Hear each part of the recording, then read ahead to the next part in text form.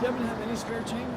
From the period between December 2007 and June 2010, the Federal Reserve secretly bailed out many of the world's banks, corporations, and governments. To place $16 trillion into perspective, remember that the GDP of the United States is only $14.12 trillion. That means it's more by a couple of $1 trillion than the entire value of every good product and service generated in the entire United States economy for a single year. Let me just go into one more level on this, because they create the debt crisis in order to implode it. It's purposefully set up. They create the crisis to implode the economies and implode the banks in order to justify the bailouts that they get from it, and also to get more power. This is where I'm going with this. The Federal Reserve seized more power over the economy as a result with the so-called reform bill. They have more power after destroying the economy. They have even more power over it now than they did before the crisis. They're going to do the same thing in Europe.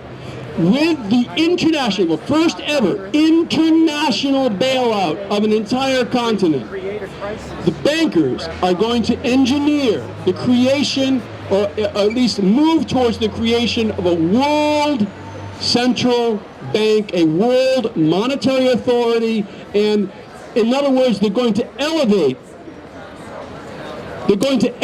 their power from just simply the national realm to the international realm. The exact same power that we're talking about over national governments will now be elevated to an international level. Is that really what we want?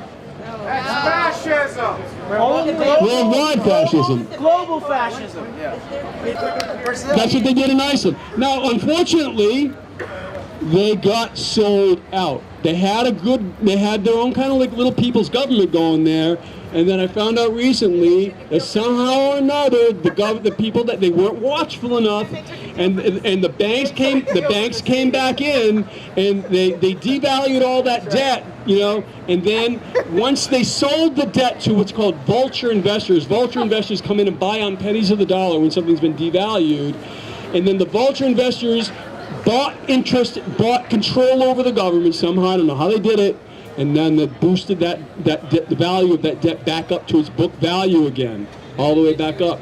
So they made a huge profit, and somehow or another, the people of Iceland are back under the yoke of debt slavery again. So this ain't easy. This ain't easy to get out from under this.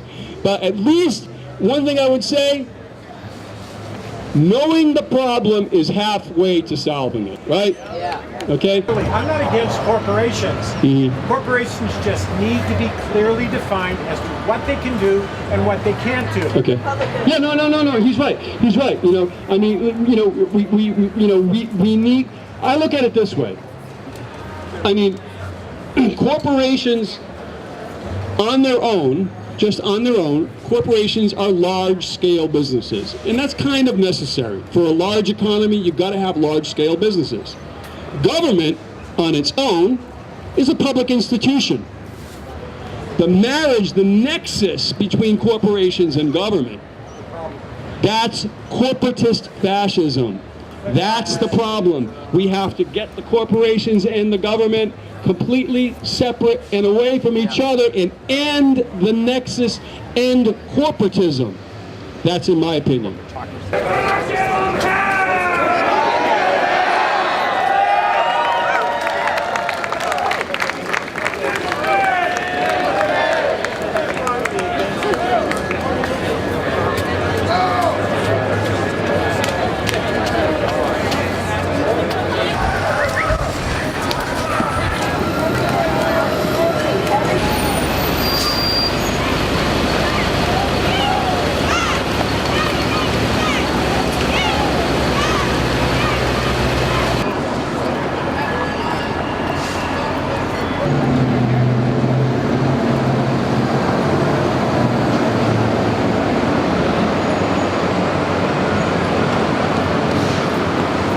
From New York to LA, Occupy USA. Spread the word what you heard.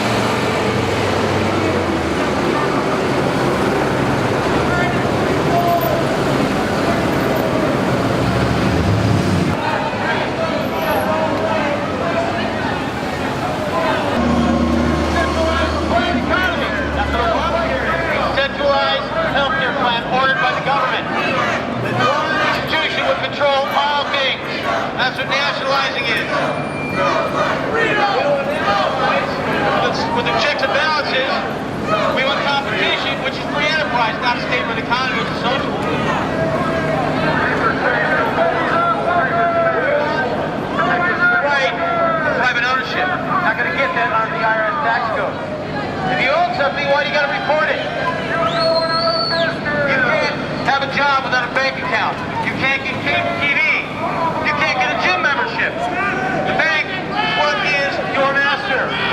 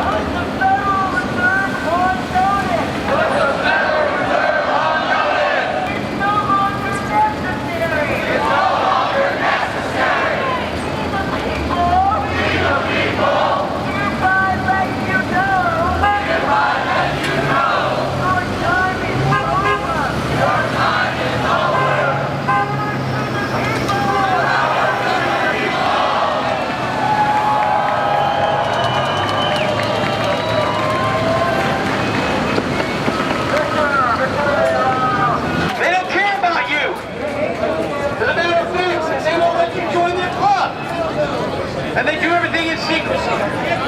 Cowards! Momentum of the Second American Revolution is at hand. Yeah. And where they can live. And yet they won't even come out and look at